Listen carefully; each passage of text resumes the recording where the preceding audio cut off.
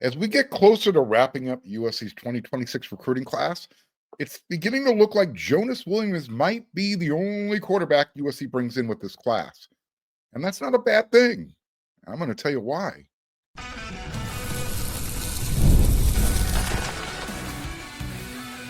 You are Locked On USC, your daily podcast on the USC Trojans, part of the Locked On Podcast Network, your team every day.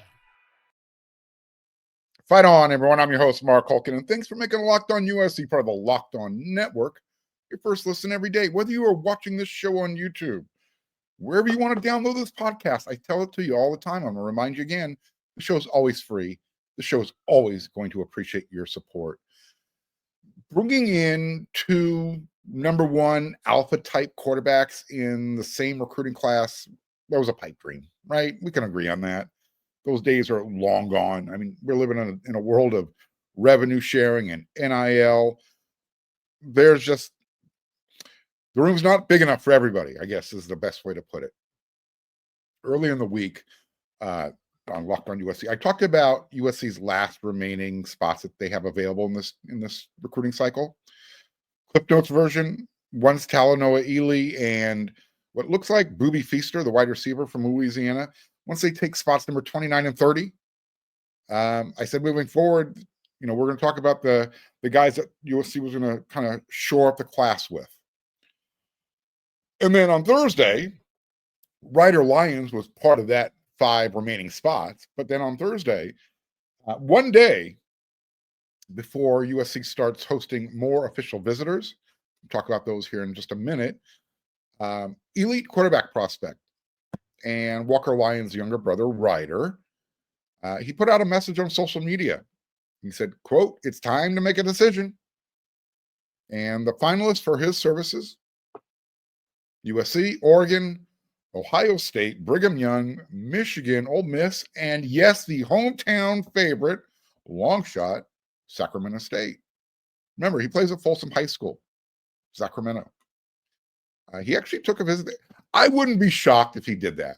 And again, this is more for, marketing purposes. I don't know if he would eventually stay with Sacramento State, but you know what? That would help their recruiting. And reminding everybody, Ryder doesn't show up on a college campus until 2027 because he will be taking his Mormon mission. So those are the finalists. A few weeks ago, and I've told you about this a few times now, especially if you're an everydayer, you've heard me say it. USC actually asked Ryder to push his official visit back during the regular season. Yeah, come on, take your official visit to USC during football season.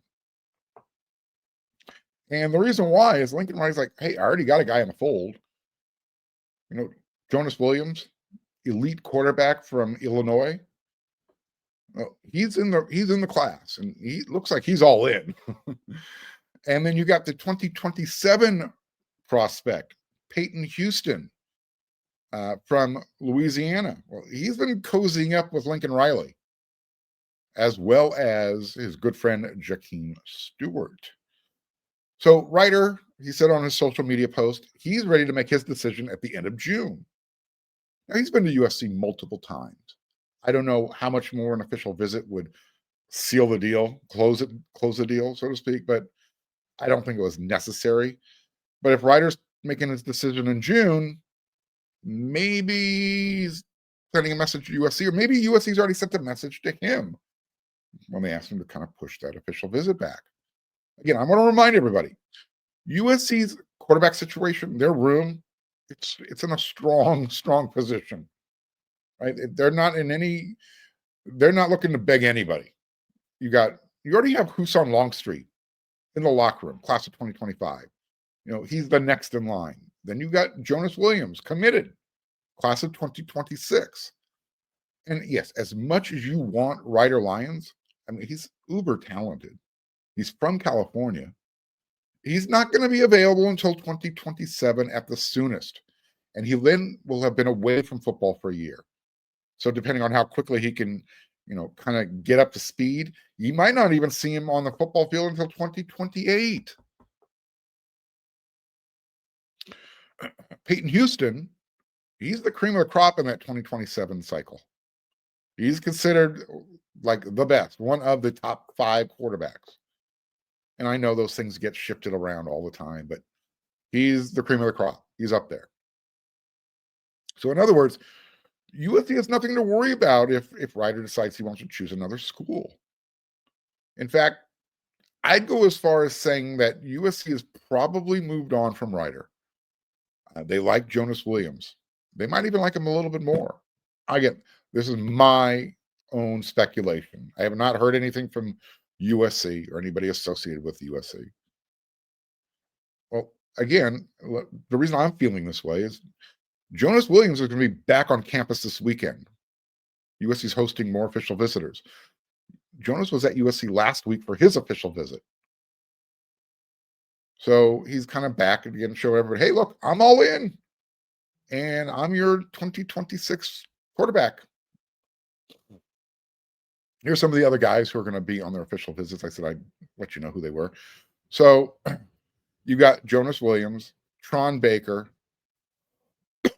Luke Weaver, the wide receiver, Isun Tafa, he was on the show recently, John Fafita, another offensive lineman, Malik Brooks, defensive tackle, Braden Jones, Taylor Johnson, Luke Wayful.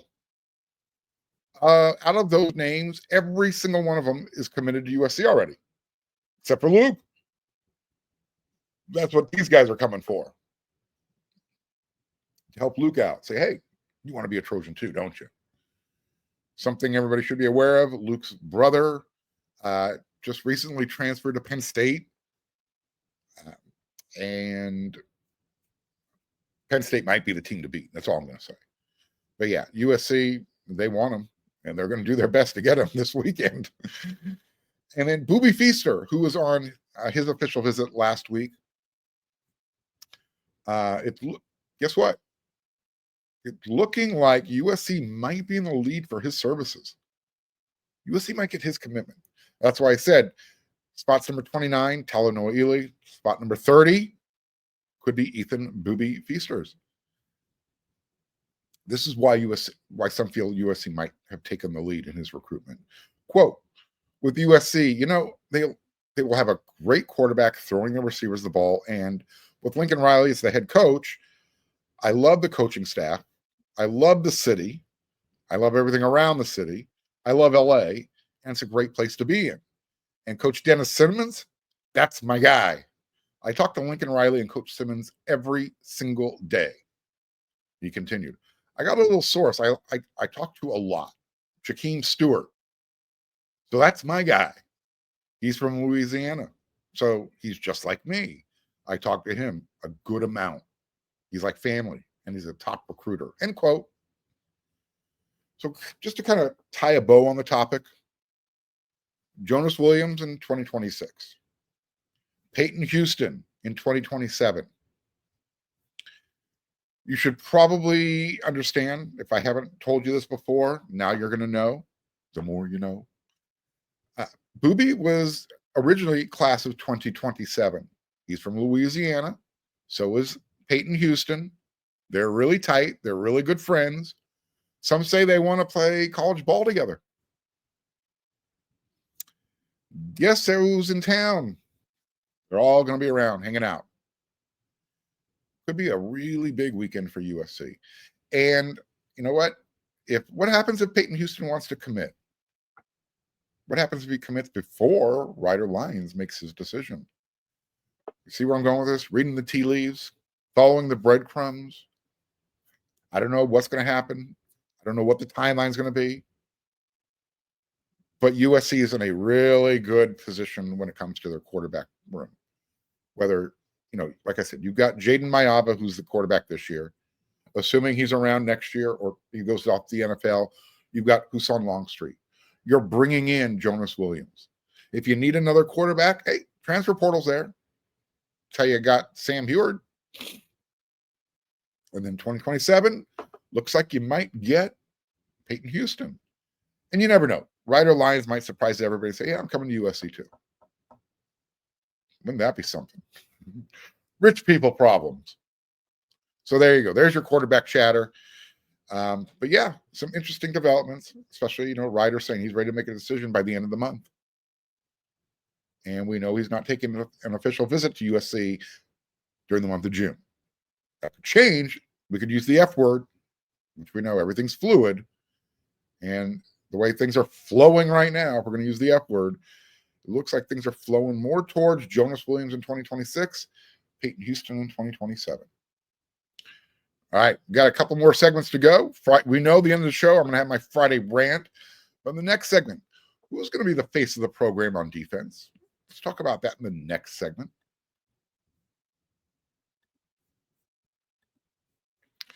Look, we're getting towards the end of the month. Well, it's the middle of the month. You're probably checking your bank account going, I need money.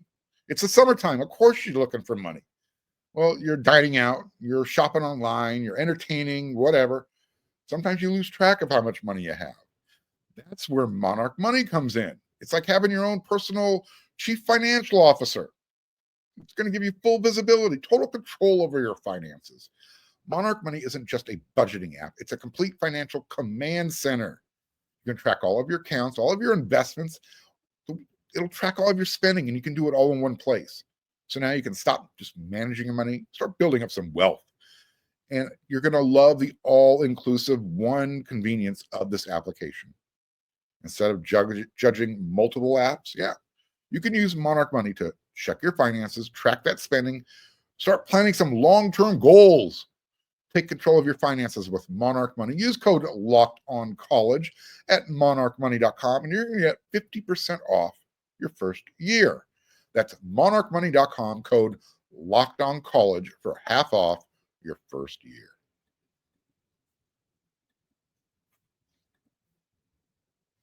So who should be the face of USC's defense in 2025? Who will it be? Will it be a defensive lineman? Usually it's one of those sack monster. They jump up to the front of the line for that distinction. I gave you my pick on yesterday's episode. The guy who's going to pop out of nowhere. I talked about Devin Tompkins, the defensive lineman. However, who's going to be the face of the defense? The guy who's basically the guy who gets highlighted on the Big Ten network, CBS, Fox Sports, whatever TV network USC is playing a game on that week. Maybe Devin becomes that guy. Look, I won't be mad if it happens. However, I think USC, whoever it is, if it's a defensive lineman, it needs to be someone like Big Cat Leonard Williams. Tuli Tuiapelotu.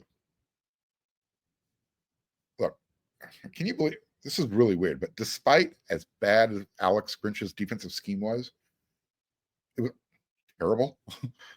Tuli in 2022, he was so physically talented. He still led the country in sacks, 13 and a half, which were 3 more than, the name Liatu Latu. Yeah, well, truly, he's that good. Not only are those guys physically talented, and I'm talking about Tuli specifically right now, both had great personalities. Tuli loved the challenge. He knew that he was getting double teamed every single time, just like Leonard Williams, but he still found a way to make a play. Just to remind everybody, this past spring, Cameron Fountain, he was mic'd up. He kind of gives off that same vibe. He gives me a similar vibe that Tuli has. Real effervescent, outgoing, loves to talk. When Tuli led the nation, he was a junior. Cameron's going into his sophomore season. And he was really starting to show what he could do as a freshman at the end of last year. So I think I'm going to, as far as the defensive line group, if we're looking for that face of the program, I'm going to push all my chips into the middle of the table, go all in on Fountain to be that guy. Or at least I think he's going to have a hat on the table if he's not the guy. Here's my second choice. Move back to the second level of the defense. Linebacker. A healthy Eric Gentry is the face of USC's defense. he should probably be picked number one. But again, a healthy Eric Gentry. You can't say that sentence without saying healthy Eric Gentry. I mean, you want the face of your defense to be a playmaker, right? When he's on the field, that's exactly who he is. That's what he does. Great personality. In fact, you know what I love the most about Gentry? He's got no filter. He's a little bit like me. He just says what's on his mind. On the field, tackling machine. Through the first 4 games last season, 2024, Gentry had 30 tackles, 6.5 tackles. 6.5 of those were for a loss. He had 2 sacks. He had forced a fumble. He had recovered a fumble. He had a couple of quarterback hurries, and he broke up a pass as well. So far, during his time at USC in 3 years, 2022, 2023, 2024, he's never played a full season due to injury. So keeping that in mind, without having to have ever played a full season, 98 tackles, 14.5 of those for a loss, 5 sacks, 4 forced fumbles, that fumble recovery, 2 interceptions, 10 passes defended, and he's also blocked a kick. This is why you want him on the field. Last year, before he had to take that red shirt, he was at the top of the nation. He was top of the country, leading the country in tackles. And that was the trajectory he was on. He was ready for an All-American season. So who's my third choice? I'm going to go one level back. Safety, Kamari Ramsey. USC has a long line of top safeties. You might know the name Ronnie Lott, Mark Carrier, Troy Polamalu, Dennis Smith. How many do you want me to name? Yeah, I don't have enough time. Tim McDonald. Like I think Kamari's going to have a monster season in 2025. He could have gone pro in this past draft, but he wanted to come back and draft, enhance his stock. So he's a redshirt junior. Excuse me.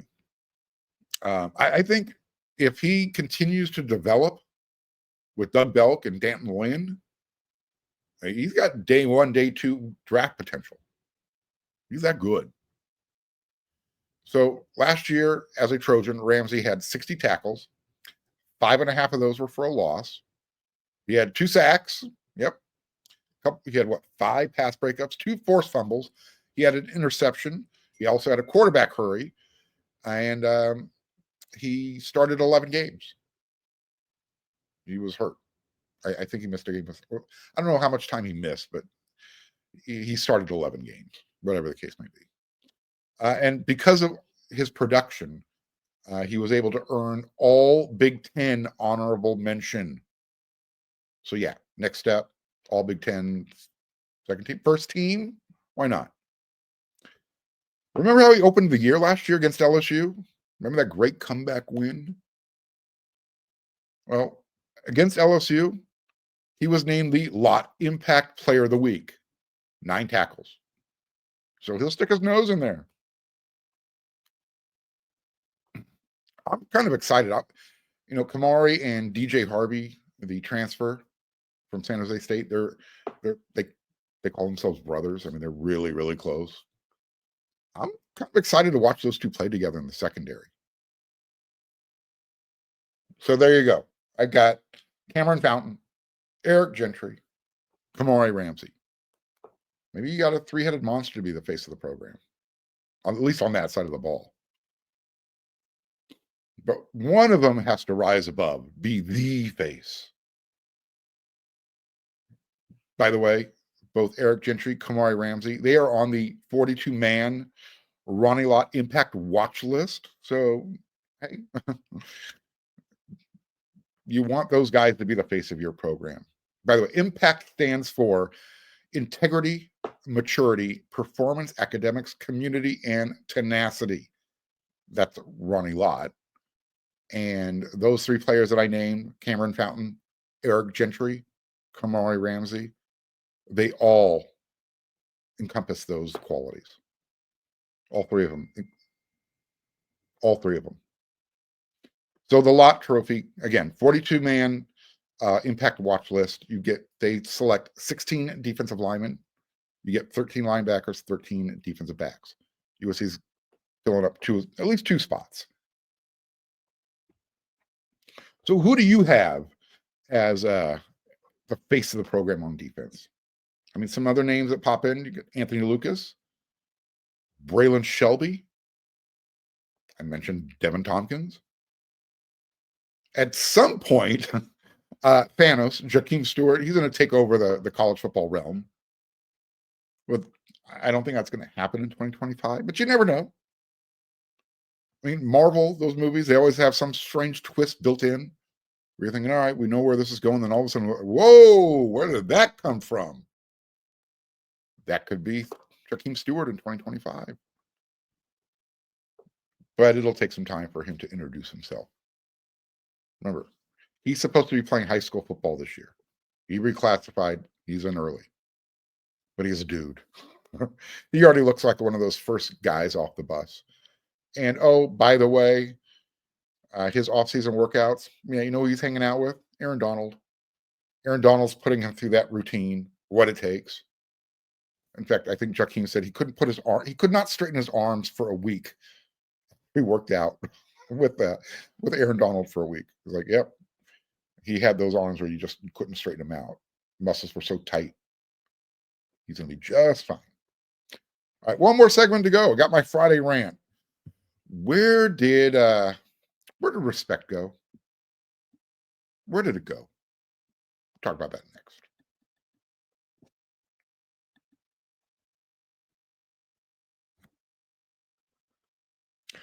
Why does everyone want to be a TikTok star?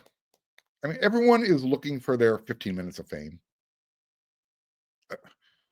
Everyone wants it. Hey, I'm going to be the next Octua girl. If you don't know, go look it up. I'm not going to explain what it is on this show. Most of you understand where I'm going with this.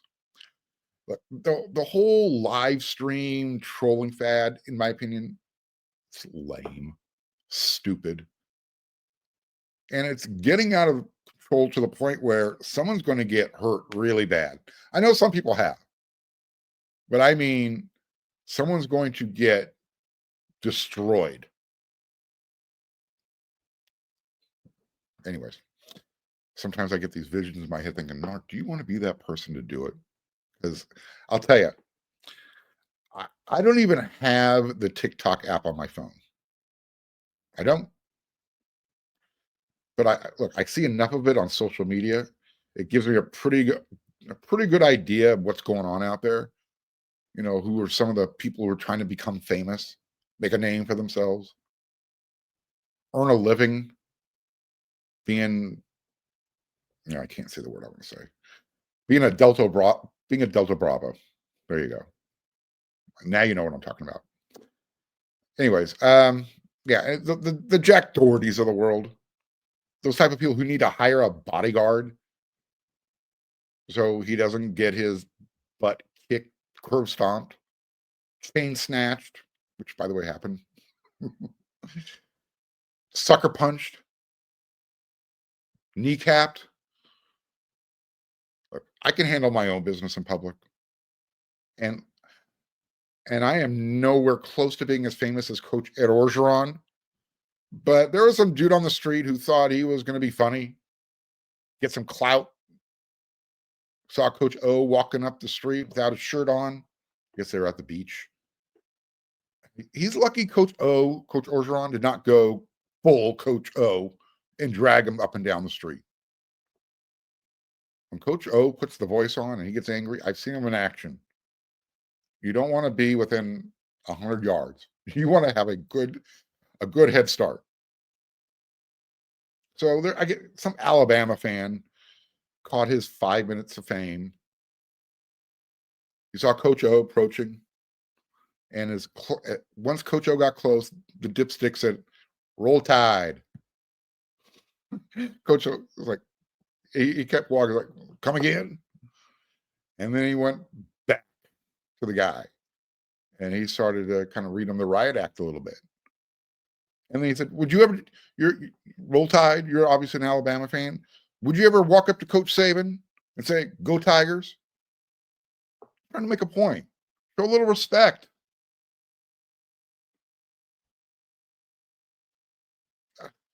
Why do you, here's my question. And I get it. Maybe it's just a generational thing. But why do so many millennials and the Gen Z folks think that respect is a bad quality, a bad moral, bad value? And before any of you call me a boomer, check yourself, all right? I'm from planet Gen X. Like I said, normally this type of stuff just rolls off my back. We just like, get away from me. But when you start disrespecting people, that's when we start, getting up, leaning up from our chair, dropping the newspaper, giving you that look like, do it again.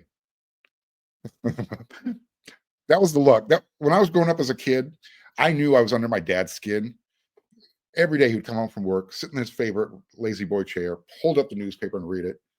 And if we were getting on his nerves, all of a sudden, newspaper would drop. You'd hear it go. You did it twice. You knew the next time he did it, he was getting up. So, yeah, I don't know. Even during my punk rock years, I knew right from wrong. I never messed with my elders. I fought my own fights. I didn't need somebody backing me up. I didn't need an iPhone to entertain myself and the cyber world. Look, I'll be honest. I'll keep it 100. Super happy those things were not around when I was in high school and college. Yeah. Oh boy. Oh boy. Look, I just don't.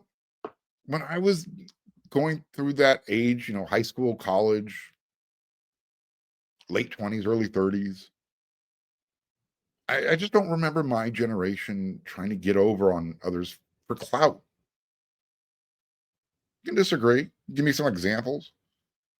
But for the most part, it's like, that's cool. That's not cool.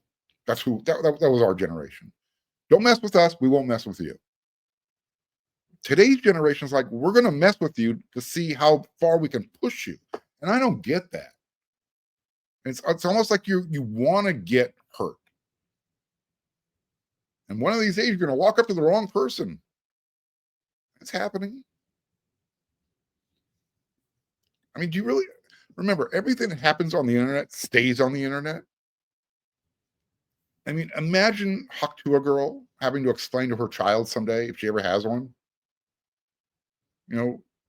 She'll say, let's say her little daughter walks up to her, Mom, what's this? What were you talking about? Imagine if Coach O didn't have restraint. But he has to. Because that's what that Alabama fan was looking for, that viral moment. Everybody's looking for that viral moment, that 15 minutes of fame. I'm getting paid. I mean, I guess he sort of got one. It just didn't go as well as he thought it was going to go. Anyways, that's my Friday rant. Grow up, some of you. I mean, have fun, but understand what's good, what's bad. Leave families alone. If you see mom and dad walking their kid, don't do something stupid because someone's filming you do it. Trust me, you'll regret it later in life. I promise you. Karma, it happens. You know what else happens? The week comes to an end. This show must come to an end. But I'll be back again next week. 5 more episodes. Gonna give you some official visitor wrap-ups. See what happens. Maybe we'll get a commitment. We know Father's Day is this weekend. Happy Father's Day to all of you. And hopefully Talanoa Ely will be a Trojan when all's said and done. All right. Once again, thank you for making Locked On USC your first listen every day. Part of the Locked On Network. And if you enjoy the Locked On Network, check out the Portal Show with Brian Smith. And then when you're done with Locked On, get on over there to wersc.com. And one last note, I apologize if the quality of this video was a little weird. I'm not sure if my Wi-Fi is acting up again, but hopefully it's okay. Didn't look like I froze up at all, but let me know. All right, I'll be back again next week with another 5 episodes. Until then, everyone, you know what to do.